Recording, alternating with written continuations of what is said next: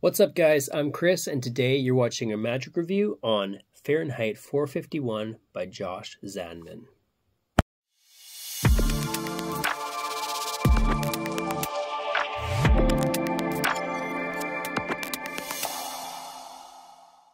Welcome to the channel, and thanks for tuning in.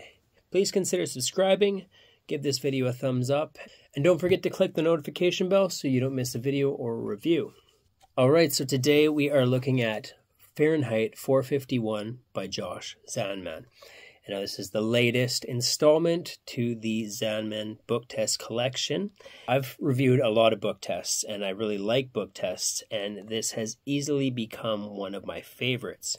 Now, do I say that a lot? I do. And the reason being is I feel like as magic and mentalism progresses, so do the quality of the props we use. So, as new methods come out, I feel like we're moving forward, not backwards or staying still, which makes sense that, you get a new book test, it's probably a little bit better than the last one. And yeah, this is no exception. So essentially, yes, this is a book test, but there are a number of things incorporated that make it more than just a book test. So let's get into that. First off, what do you get? So you're going to get the book itself. You're also going to get a really cool bookmark that has been charred. Now this is designed to look like a fire chief's, ID card or license with a service number and everything. Now this is used to perform a force of sorts, but I'm sure that you can come up with some other unique ways to use this. It is a nice piece. I think it fits well. It just kind of adds to the presentation. It also, if you have this in there, it looks like you're in the middle of reading this, which just makes it seem that much more normal. So you'll get the book, the bookmark, and then you will get the tutorial link. So the tutorial link, you'll get a PDF, and you will also get a video tutorial. Now the video tutorial is done by Michael O'Brien, and the PDF was written by Josh. So what's the quality of this? Well, the book itself is very good quality. I mean, easy to read, looks good, it's put together well. Just looks like a regular book. I think where the quality really shines is the effort that has been put into this book on both the method and just the overall outline, how it looks, how it's designed, the layout. It really is a really nice book. So let's kind of get into method here because this one is unique. So I don't want to give too much away. I don't want to expose method, but I think it's fair to say if you're watching this channel that you are involved with magic. I mean, personally, I think review videos would be quite boring for somebody who doesn't do magic. So the first method is called the Holy Grail method. And what makes that unique is it does use a principle that you will see in many other book tests, but Josh has put this together. So essentially this is any word on any page and you will know it. Where this stands out is you have your participant, you just tell them to go to a page, look, find a word that stands out to them. They will do so. And with that, you know the word. So what makes that different? In most book tests, you have to get the first letter. You have to get the last letter. You have to do a little bit of fishing. Some book tests have hid that fishing process very well by making it not seem as if you're asking questions or trying to get information. And even at that, kind of turn that question into a hit. So I'm not saying it's a bad thing with the other book tests, but this can be done completely silent. Not that you're going to do this silent, but you don't ask a single question. And, there are a number of words that will stand out. It's not that they don't have a choice in different words, they do. But the way Josh has put this together is that In observing them, like I said, I don't want to say too much, you will know what word they're thinking of. And the method here is genius. It's super clever, super deceptive, and I think that's where this book test really stands out from so many others. They can't backtrack and say, oh, but you asked me, was it this letter or was this the letter? What was the first letter? There's none of that, right? They can't go back and say that you extracted verbal information out of them. And I really like that. There is a little bit of memory work. There are a number of words that you will want to memorize, and then some additional things that you need to know in order to make that method work and to be as fair as possible. In the video tutorial, Michael goes over ways to remember these words very easily, as well as different, I guess, kind of mnemonics to associate the observations with the words. Again, I have to be vague there, but he goes over that very well in full detail and provides you with some tips and things like that to make the memorization process very easy. And after he's gone through all that, he even takes the time to kind of do a quick practice session with you. So, he'll open it up and he will go, okay, I'm looking at a word, and then go through the process and ask you, the viewer, what word he was thinking of. And then he goes over how it got to be that way and just really goes into detail. And I think it really helps make that process a little bit easier. So that's the first method. Now, it also has the, how do I say it without saying it? I know, I'm going to rhyme. This also uses the crash track method. Now, to those of you who know book tests that use a method like this, you'll know what I mean there. But again, it's disguised very well. It's very fair. You're going to hold the book open for them to see. As you're pointing for them to read the first word, you're getting the information that you need. And you can hold it way out, right? So in the video tutorial, Michael does a really, really good job here of really going over subtleties to make it seem very much like you never looked at anything. So with that, you're holding it away from you. It's extremely fair. And if they want to look later, thinking maybe you looked at the other page, that word does not match the word that they were thinking of. So again, very well disguised. Did a good job here. Now, if you don't want to do the memory work, do it, because that's where this book really stands out from any other one. But if you want to get out and start performing this and you haven't done the memory work yet, you can use the other method. And it's great too, because there's no forcing. It's very fair, and you'll still get to reveal a thought of word. But if you do the memory work, you can incorporate a number of phases into your routine that use different methods, and it gets gradually more impossible and more fair. So I would recommend kind of combining all the methods to get the most out of this. Now, after you've learned the methods, Michael also goes over some performance tips so that you can get the most out of your revelations, right? Because you're not just going to have them look at a word, think of it, oh, are you thinking of smile? That's not how you're going to reveal it, right? So Michael goes into some techniques and ways to reveal this to make it really look like you're reading their mind. And the other thing, in combining the methods, by using this method first, you're conditioning your participant to feel like the next method is even more fair. Because, really, like doing that, holding it away from you, looking away, there should be no way that you could see that word, right? There should be no way that you know that word. But just in case they thought that, next you give them the book, you ask no questions, and you can again reveal their words. So I think in combining methods and using multiple phases, you're really going to get a lot out of this. Another thing that Josh has done with this, it allows you to do a tossed out book test. Now, this doesn't use either of the first two methods I mentioned, but yeah, you can toss this out into the audience and have up to 5 people look at words, and you reveal all the words at the same time, right? So it uses the tossed out deck principle in a book test. And yeah, like I said, it doesn't use the first two methods.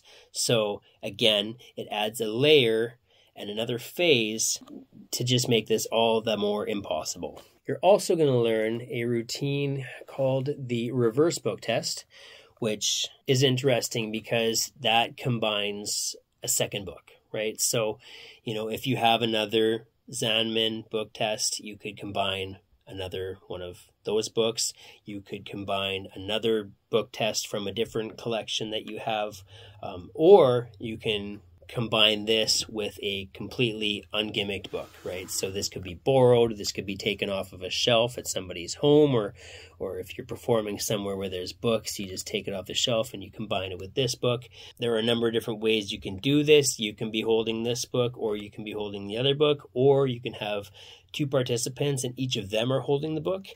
And again, I think that's the way to go, because if your participant here is holding this book, your participant here is holding, say, an ungimmicked book that was borrowed, and you're still able to know the word that they are thinking of without even being near the book or having handled it or whatever, like, it seems so impossible, because the process in how your participant comes to look at a word is very fair.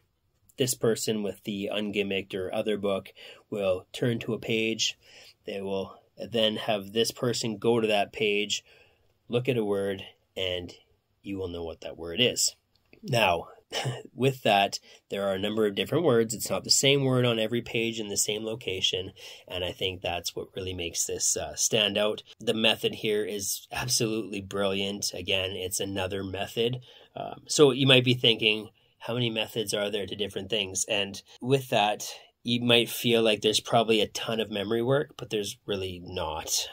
I think that having all these different methods, it doesn't take away from this. It actually adds to it, because you can have that many more phases, and you can take this from just like a regular book test into a huge stage piece that incorporates multiple people. And yeah, I love how Josh has thrown a handful of methods into this book test. Finally, you will have a Pegasus page in here, which is probably my favorite thing, and I've seen this in a number of book tests.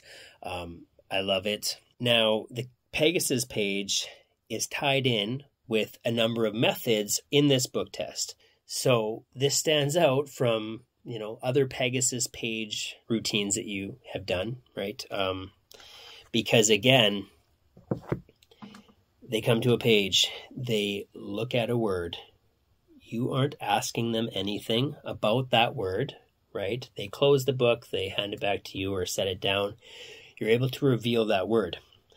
And then before they looked at a word, you had them just make note of the page number. Now, after you reveal the word in a completely fair way, you have them go back to the page, right? And when they go back to the page, they'll see that that page is actually missing from the book. Now, that page can be revealed in any way you want. It can be in your wallet. It can be in a locked box. It can be in an envelope that's been, you know, in full view the entire time. And when they take that page out of wherever it is, they will see that the word that they were thinking of is actually circled on that page, and that is not a page with that word from another book or even a duplicate book, but it is the page from this book. And the way that you will show them that is you will have them go to the page number where it's missing. They will take that and they will put it in, and that page perfectly matches up with all the tears. Some words that have been torn through match up perfectly to show that that is the page from this book. So that, you know, it's mentalism, but it also adds a layer of magic. And I think, you know, that is completely mind-blowing, because they just looked at a page that was never even in there, or was it in there, and then all of a sudden it's magically gone. But how did it end up here, and how is the word circled? Like, they will be wondering so many different things, but it's all going to be elements of shock and surprise and just unbelievability. So I love the Pegasus page, and I think combined with the way Josh has laid this out and the methods, that really, really stands out, and that's probably my favorite routine in this entire project. Now, I wish I could say more on that original method, but I think the things to remember here is that if you take anything away from this review, you will know their word without any question. That is incredible. So it's a difficulty level. Once you memorize the words, it's very, very easy to do all of these routines. And you can work on the memory work as you go, right? You don't need memory work to perform everything that this book test is capable of. So can this be examined? So as Michael states in the tutorial, this book can be lightly examined. Now, I think that there is a number of different handlings that allow this book to be examined very well. For example, you can show them, you'll flick through and you'll say, see, there are a number of words here, right? And you will show them and you'll say some of the words that, might stand out to you are things like blackened, gorging. And there's a number of different words that you can use as an example that don't tie in with the method later on. Don't make a huge deal out of it, right? You don't want to overprove it, but you can very casually show a lot of things to convince that, this is a regular book that you picked up from the bookstore or the library, whatever. And yeah, they can be handling the book and they can look through, like at a glance, this doesn't look suspicious or gimmicked or out of place at all. I would say that this can be examined. I think it's fair to say that. Now, is this a worker and who would use this? This is definitely a worker. There's so many ways of doing so many different things with this book. One of the things that if you have a book test that only uses one method, a lot of the time that can't be repeated for the same person or even the same audience, right? Because there's a chance that the second person or third person is going to stumble across the same word as the first person, and yeah, you don't want that. So what I love about this is while that can happen if you're continuously using the same method, there are so many different methods in this book test that allow you to repeat this for the same audience, half a dozen times. You could do it more than that, but it's going to get repetitive because this one always is different, right? That one you can repeat till you're blue in the face, but why would you, right? However, you can do like 5, 6 completely different routines and you can tie them all into one because they don't seem the same at all. Whether you're doing them handling the book or you're holding the book or the tossed out book or the Pegasus page, they're all so different from another that, you can throw this book into your stage show or your parlor show and you can get probably 20 minutes out of just using this book. Right? And you can make that quicker, you can make that longer. It's all depending on your performing style, how you want to present this, how you want to reveal it, but you can get so much time out of this. And it's not just time as in quantity, but it's quality work. Obviously, who would use this? This is for the mentalist, but I honestly think every mentalist should have this book in their toolbox. So what's the price and is it worth your money? This isn't a cheap book test. Okay, this is $276 US. Now, with that said, there are cheaper books on the market. There are more expensive books on the market. This probably falls more into the more expensive side of book tests, but I haven't seen a book test that does as much as this one does. And there are a number of book tests out there, and some of them are really, really great. But I wouldn't necessarily use the same book to do all these different things. That's the difference with this one for me. I think that I would be completely comfortable performing all 5, 6 routines, methods for one audience. And I don't feel like it gets repetitive with this. So yes, it's more expensive, but I feel like you can get so much out of this that it is worth every single penny. For something so small, you can do so many powerful things with it. I feel like anybody who purchases this and puts the time in is not going to regret spending the money on this. Finally, pros and cons. I know this review is long, but there are so many things to touch on with this, and I don't want to miss anything because I think it's all worth talking about. Negatives. I don't love memory work. I really don't, right? Maybe that's a lazy thing. Maybe it's just that my memory isn't that great, or maybe it's a combination of both. I don't love memory work. With that said, in watching Michael go through the memory work and the practice sessions and everything, by the time I finished watching the tutorial, I had already pretty much memorized everything I needed to. The different techniques he uses to remember the things you need to, that stick in your mind just through watching the tutorial. So I think if you watch the tutorial from beginning to end, any additional memory work is going to be very little, and it's going to be easy to just go over those few things that you don't recall and just kind of touch up on that. So that would really be the only negative for me, is that I'm not a person that loves memory work, but I don't think that's a negative with this book test because it's executed so well that it doesn't even feel like you're trying to memorize things. You just do. And I don't think I've had that with anything else before. So I can't recommend this enough. I think that anybody who does magic and mentalism as more than a hobby, this will pay for itself in no time. People are going to remember this, and you're likely going to book a number of gigs because of this one book. If you are just a hobbyist, you're still going to be able to do so much with this. And this might take you from hobbyist to, professional, in the sense that this is very, very strong. They're going to say that guy's a pro. This will do that for you. Anyway, I think that I've went on enough. So with that, I will leave a link in the description to pick this up directly from Josh's website. Thank you, Josh, for allowing me to review this, and you knocked it out of the park with this one. So with that, we'll see you at the next review.